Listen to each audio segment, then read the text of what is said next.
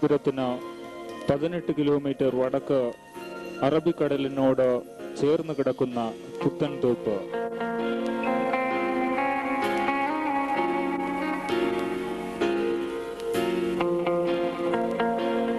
സമാധാനത്തിലും ശാന്തിയിലും ജീവിക്കുന്ന ഒരു ക്രൈസ്തവ സമൂഹം.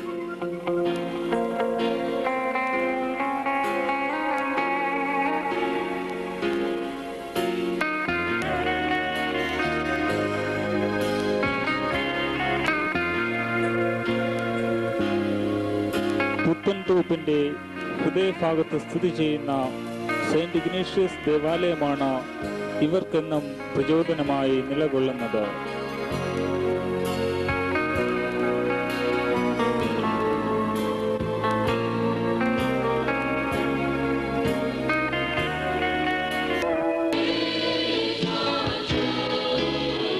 മെയ് മാസത്തിന്റെ വൈകുന്നേരങ്ങളിൽ വിശ്വാസികൾ പള്ളിമുറ്റത്തുള്ള ഗ്രോട്ടോയിൽ പ്രാർത്ഥിക്കുക പതിവാണ്. അപ്രതീക്ഷിതമായ മഴ കന്നത് കാരണം പ്രാർത്ഥന അന്ന് ദേവാലയത്തിനുള്ളിലായിരുന്നു.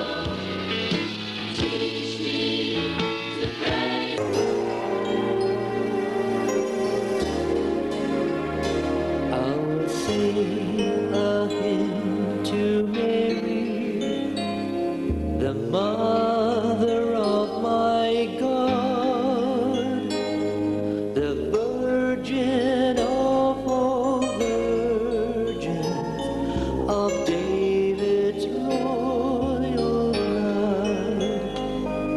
Oh, teach me, Holy Mary, a loving song to pray when wicked man blaspheme thee, to love and bless thy name. അപ്പോഴാണ് അൾത്താരയുടെ ഇടതുവശത്തായി പരിശുദ്ധ ദേവമാതാവിന്റെ ഛായയിലുള്ള ആ ദിവ്യപ്രകാശം പ്രത്യക്ഷമായത്.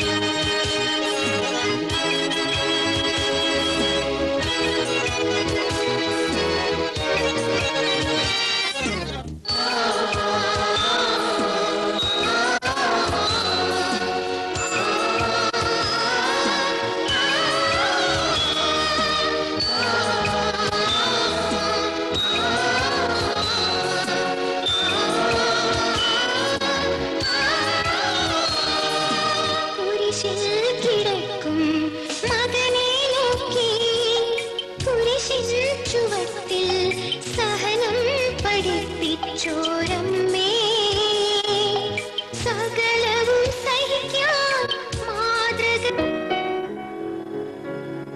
ആയിരക്കണക്കിന് ഭക്തജനങ്ങൾ നിറഞ്ഞ മനസ്സുമായി നിർവൃതിയിൽ നിൽക്കുമ്പോൾ അവർണ്ണനീയമായ സുന്ദര പുഷ്പങ്ങളുടെ നറുമണം പള്ളിയിലും പരിസരത്തും നിറഞ്ഞു പരന്നു. അതിനുശേഷം പല ദിവസങ്ങളിൽ ദൈവമാതാവിന്റെ സാന്നിധ്യം അനുഭവപ്പെട്ടു.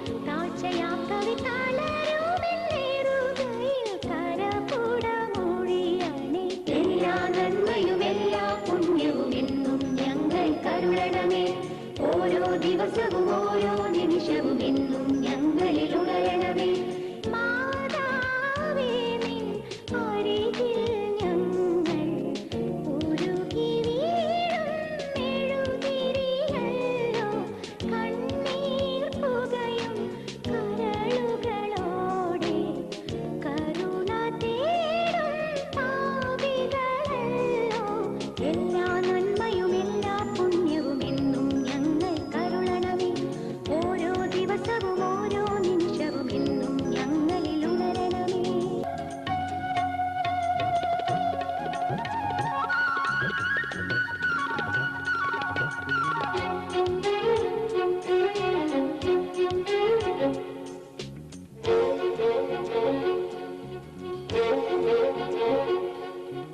ആയുരാരോഗ്യമെല്ലാം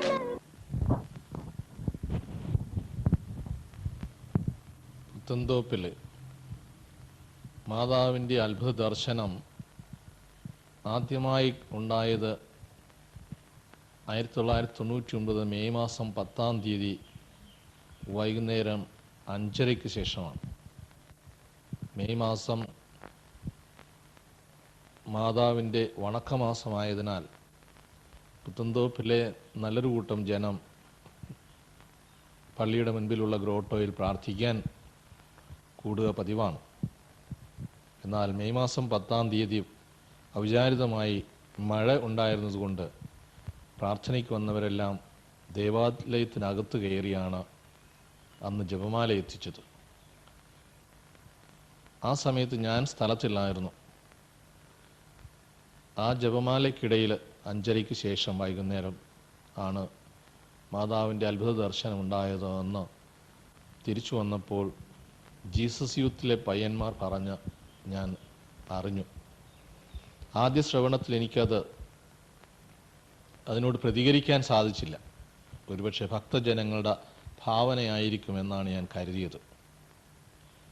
പിറ്റേന്ന് ഞാനൊരാവശ്യത്തിന് വേണ്ടി വെള്ളാമ്പലം ബിഷപ്സ് ഹൗസിൽ പോയി. ഞാൻ ബിഷപ്സ് ഹൗസിൽ നിന്ന് തിരിച്ച് ഒരു 3 മണിയോടുകൂടി പുത്തൻതോപ്പിലെത്തുമ്പോൾ പുത്തൻതോപ്പ് ദേവാലയവും പരിസരവും ജനങ്ങളെ കൊണ്ട് നിറഞ്ഞിരിക്കുകയായിരുന്നു.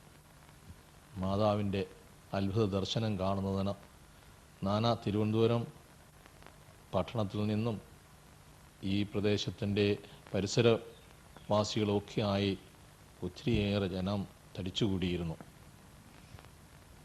എന്നാൽ എനിക്ക് വീണ്ടും അതിനോട് പ്രതികൂലമായ പ്രതികരണം തന്നെയായിരുന്നു. പല മാധ്യമക്കാരും പ്രത്യേകിച്ച് TV ചാനലുകാരും എന്നെ സമീപിച്ചപ്പോൾ എനിക്ക് പ്രതികരിക്കാൻ സമയമായില്ല എന്നാണ് ഞാൻ പറഞ്ഞത്. എന്നാൽ അത് കുറേ നാൾ ഞാൻ എൻ്റെ മനോഭാവം ആ രീതിയിൽ തന്നെ പോവുകയായിരുന്നു. മേരി റാണിക്കായിരുന്നല്ലോ പരിശുദ്ധ മാതാവ് പ്രത്യക്ഷപ്പെട്ട് ജപമാല നൽകിയതും പരിശുദ്ധ കുർബാന സ്വീകരിച്ചപ്പോൾ അത്ഭുതകരമായിട്ട് മാംസമായി തീർന്നതുമൊക്കെ. ആ മേരി റാണി 24-ാം തീയതി നമ്മുടെ ദേവാലയം രഹസ്യമായിട്ട് സന്ദർശിച്ചു. എന്നാൽ എനിക്കത് നേരത്തെ അറിയിപ്പ് കിട്ടിയതുകൊണ്ട് അവർ പോകുന്നതിന് മുമ്പ് അവരെ കാണുന്നതിന് സാധിച്ചു. അന്ന് അവരും മാതാവിനെ കണ്ടതായിട്ടും മാനസാന്തരത്തിനുള്ള പ്രാർത്ഥനയ്ക്കായിട്ടുള്ള സന്ദേശമാണ് ലഭിച്ചതായിട്ടും അവരെന്നെ അറിയിച്ചു. അന്ന് വൈകുന്നേരവും മാതാവിൻ്റെ ദർശനം വളരെ ഭംഗിയായിട്ടുണ്ടായി. പക്ഷേ എനിക്കും അന്നും കാണാൻ സാധിച്ചില്ല. വീണ്ടും മെയ് 29-ാം തീയതി രൂപതയിൽ വേദപാഠ വാർഷികം ആഘോഷിക്കുന്ന ദിവസമായിരുന്നു. ശനിയാഴ്ച ദിവസം ഇടവകയിലെ പുത്തൻതോപ്പ് ഇടവകയിലെ കുട്ടികൾക്കാണ് ധാരാളം സമ്മാനം ലഭിച്ചിരുന്നത്. അതുകൊണ്ട് സമ്മാനം വാങ്ങിക്കുന്നതിന് വേണ്ടി ഏറ്റവും നല്ല ഇടവകയുടെ ട്രോഫിയും ഉണ്ടായിരുന്നു. ഞാൻ വണ്ടിയിലേക്ക് കയറാൻ നിൽക്കുമ്പോഴാണ് പള്ളിയിൽ നിന്ന് ആളുകൾ വന്നു പറഞ്ഞു, അച്ഛാ ഇപ്പോൾ മാതാവിനെ നന്നായിട്ട് കാണാം. ഞാൻ ഓടി പള്ളിയിൽ കയറിയപ്പോൾ വളരെ മനോഹരമായിട്ട് മാതാവിൻ്റെ ദർശനം കാണുവാൻ സാധിച്ചു. ഒരു നല്ല പ്രകാശവലയത്തിൽ മാതാവിൻ്റെ നിഴല് അതിനേക്കാൾ പ്രകാശമായിട്ട് നിൽക്കുന്നത് എനിക്ക് കാണുവാൻ സാധിച്ചു. അത് എനിക്ക് വേണ്ടിയിട്ടുള്ളൊരു ദർശനമാണ് എന്ന് ഞാൻ വിശ്വസിക്കുകയും ചെയ്യുന്നു. കാരണം അന്ന് വരെ ഞാനത് കണ്ടു എന്ന് പറയുവാൻ എനിക്ക് സാധിച്ചില്ലായിരുന്നു. അന്നു മുതൽ ഞാനത് കണ്ടതാണ് എന്ന് എല്ലാവരുടെ അടുത്തും പറയുന്നതിനും എനിക്ക് സാധിച്ചു. ആ ദിവസത്തിന് ശേഷം പിന്നീട് അതുപോലെ മനോഹരമായ ദർശനം കാണാനും സാധിച്ചിട്ടില്ല ആർക്കും. ഞങ്ങൾ കരുതിയത് മെയ് മാസം കൊണ്ട് മാതാവിൻ്റെ ദർശനം അവസാനിക്കുന്നു എന്നായിരുന്നു. എന്നാൽ അനുദിനം ഇവിടെ വന്നുകൊണ്ടിരിക്കുന്ന ജനങ്ങൾ പ്രാർത്ഥിക്കുമ്പോൾ മാതാവിനെ കാണുന്നു എന്ന് സാക്ഷ്യം പറഞ്ഞുകൊണ്ടാണ് പോകുന്നത്. മാത്രമല്ല ചില അനുഭവങ്ങളും ലഭിക്കുന്നത് ചിലരൊക്കെ അറിയിക്കാറുണ്ട്. ചിന്നത്തുറയിലൊരു ബോട്ട് മീൻപിടുത്തത്തിനായി പോയി 10-12 ദിവസമായിട്ടും മടങ്ങി വരാതിരുന്ന ബോട്ടിന് അവിടുത്തെ വികാരിയച്ഛൻ ഇവിടെ നിന്ന് പ്രാർത്ഥിച്ചപ്പോൾ അന്ന് രാത്രി തന്നെ ആ ബോട്ട് തിരിച്ചു വന്നതായിട്ടും അറിയാൻ സാധിച്ചു. അങ്ങനെയുള്ള പല അനുഭവങ്ങളും മാതാവിൻ്റെ ഈ അത്ഭുതകരമായ ദർശനം വഴി അതിൽ വിശ്വസിക്കുന്നവർക്ക് ലഭിച്ചു തുടങ്ങി എന്നുള്ളതും അതിനെ സ്ഥിരീകരിക്കുന്ന വസ്തുതകളാണ്.